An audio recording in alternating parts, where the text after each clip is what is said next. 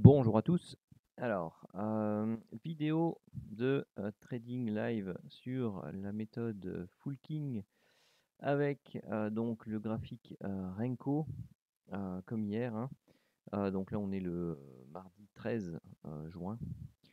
Alors, qu'est-ce qui s'est passé depuis ce matin? Eh bien, tout simplement, ce matin, on était ici 7h40, 8h27.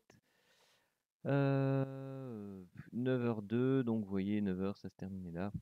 Donc il y avait éventuellement pour les leftos une possibilité autour des 8h27.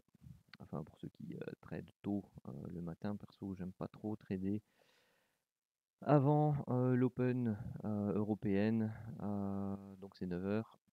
Et je dois dire que je suis plutôt de l'après-midi. Voilà.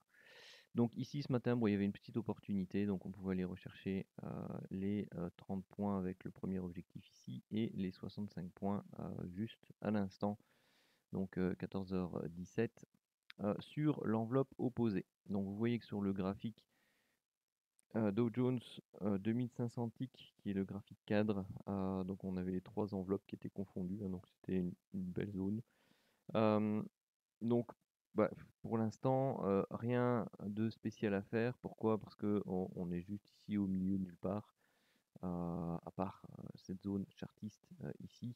Donc, si on vient retester cette zone-là avec une confluence avec la zone basse de l'enveloppe court terme, voire travailler un peu plus et retravailler la zone qu'on avait vue hier dans la vidéo, donc la zone support chartiste ici en haut, où je crois que j'avais coupé la vidéo avant.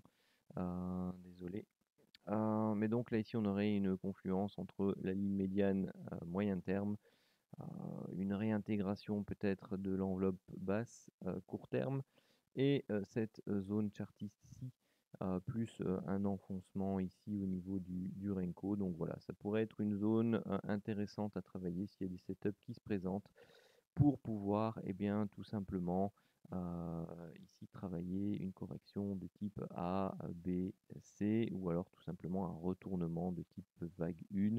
Mais dans ce cas-là, il y a de fortes chances qu'on aille plutôt rechercher euh, la conjonction avec l'enveloppe basse moyen terme et la ligne médiane de l'enveloppe long terme. Pour tout simplement ensuite venir retester cette zone des 34 000 qui continue à jouer son rôle de pivot comme elle le fait depuis un sacré bout de temps maintenant. Donc bah voilà, il y aura bientôt la pré-open US d'ici 7 minutes. On va voir un peu ce que ça donne, mais vous voyez qu'ici bon bah on a une structure en forme de triangle, on a fait le dernier up par ici. Donc ceci constitue très certainement une impulsion en 5 temps.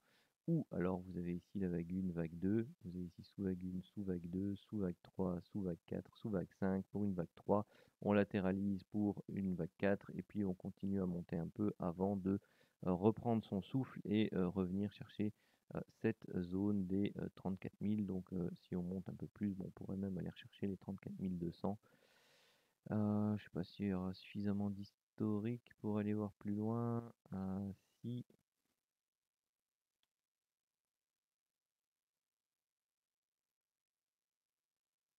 Hop, il y a celle-là et celle-là qui viennent après. Donc voilà, on a déjà tapé sur celle-là et il est probable que l'on aille, si on continue l'impulsion haussière, taper sur la suivante. Donc celle des 230, 270 ici. Donc on va voir ce que le marché va nous offrir comme opportunité ici cet après-midi. Bon, me voilà rentré. Il fait tellement chaud qu'on oublie ces rendez-vous.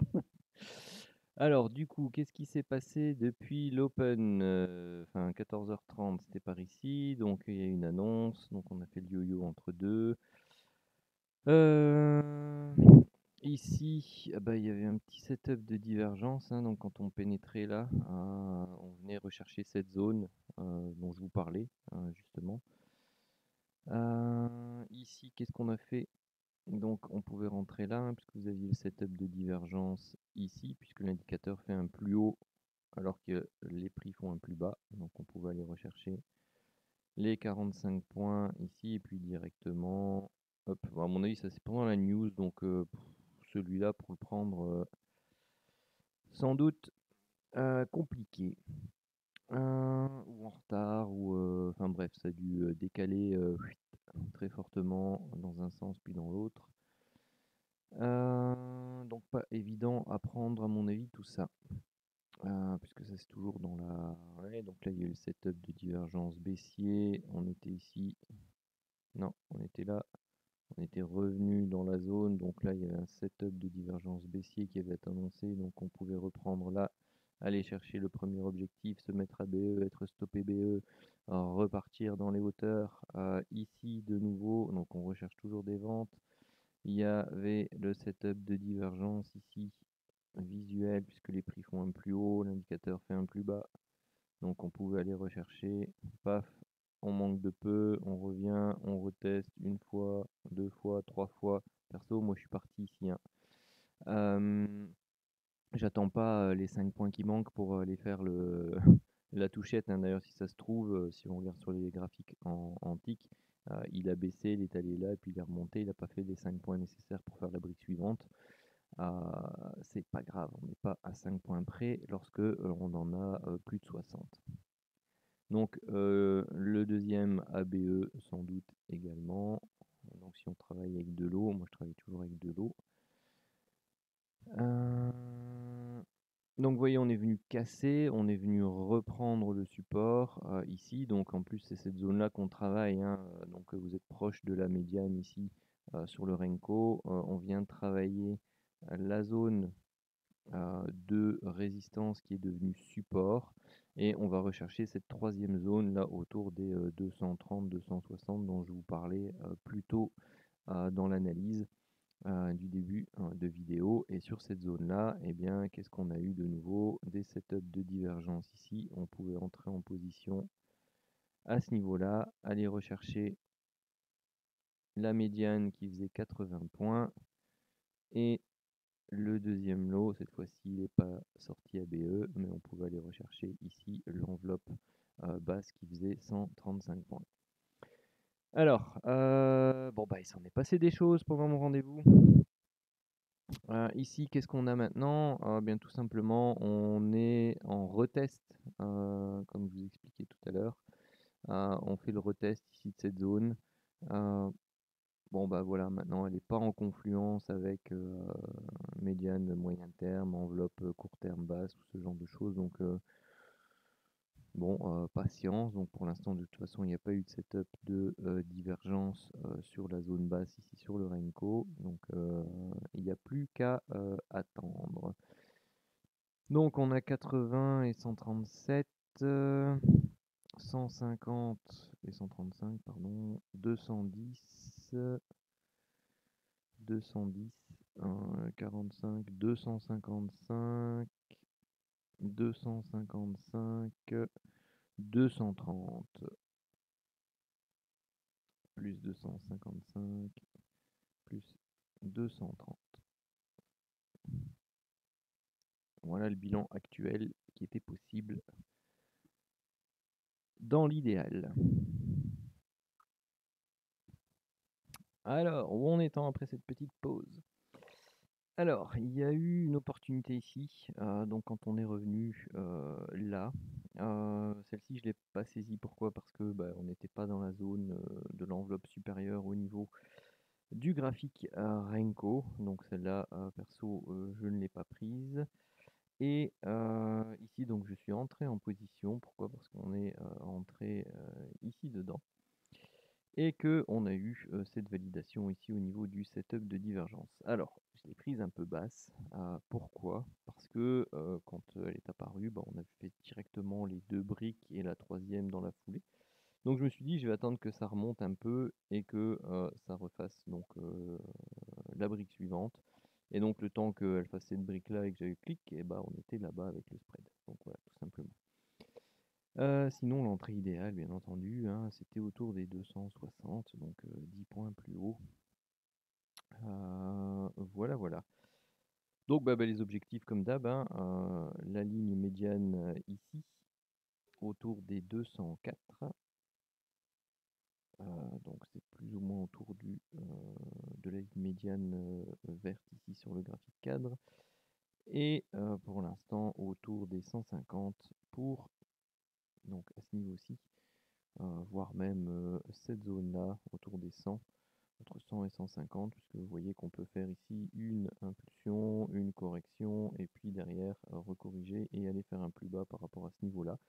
En tout cas, moi, c'est ce que je vais essayer de viser avec le lot 2, si jamais le trade part dans le bon sens et que j'ai l'occasion de prendre un premier bénéfice ici et de me mettre à BE. Au niveau du stop loss, c'est bien tout simplement le plus haut qui est ici, plus 10 points. Voilà. Et puis on laisse courir. Si jamais c'est stoppé et qu'on a une nouvelle opportunité, on rentre dedans. Hein. On ne se laisse pas abattre par la perte et on voit de nouveau ce que ça donne. Alors, donc la position ici, je viens de prendre mon premier TP, donc 50%. Ce qui s'est passé ici, c'est qu'on est remonté, donc on a frôlé le stop. J'ai repris position ici, et quand on est arrivé là, en fait, tout simplement, je me suis mis à BE, mais avec cette remontée-là, bon, il est remonté un peu plus haut, il n'a pas fait une deuxième brique verte, mais il est venu toucher mon stop à BE, et puis après, donc voilà, il est reparti. Donc ici, on est à BE, on vise tout simplement cette zone-là comme objectif. D'ailleurs, je vais mettre le stop là-bas qui traînait, on va le mettre à 150. Voilà, s'il y va, c'est parfait. Sinon, avec 40-45 points. Bon, je vais le compter à partir de là, hein, parce que non, à partir de là, donc l'objectif était pris là, j'ai pris ceci comme point personnellement. Voilà. Donc là, il faut ajouter 30 et 70. 30 et 70, 30 et 40, donc c'est 70. Donc ça fait 325 ici. Et puis, on verra bien ce que ça donne pour la suite.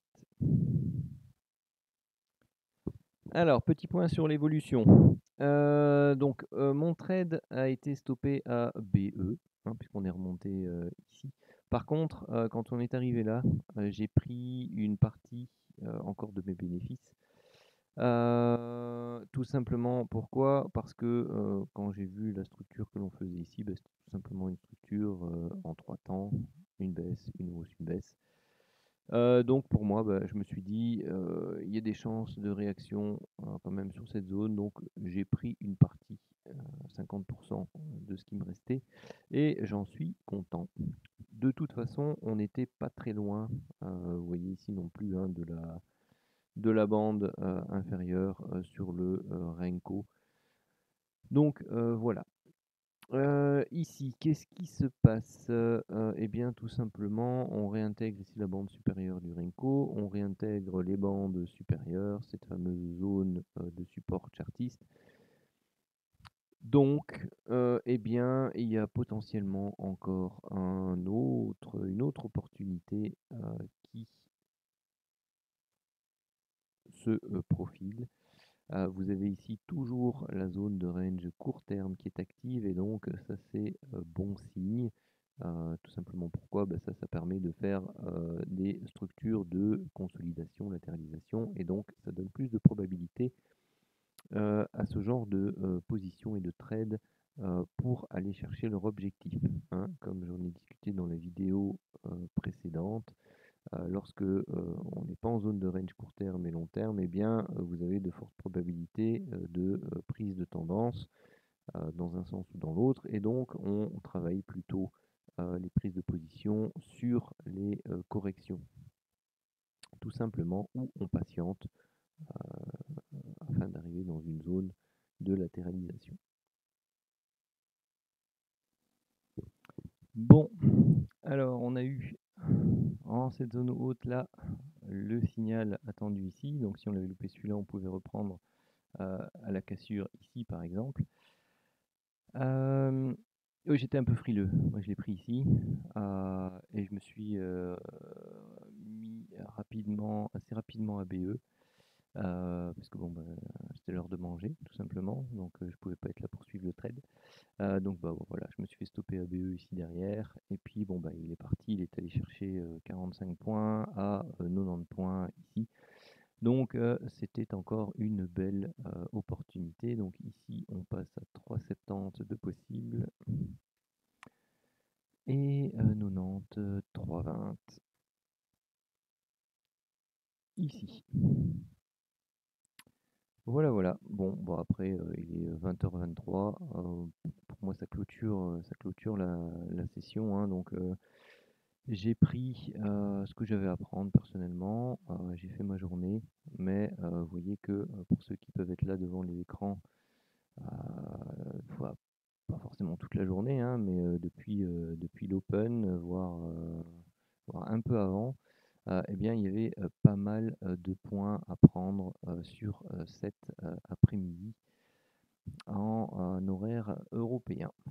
Donc voilà, voilà qui clôture la session de trading pour aujourd'hui et bah, je vous dis à demain.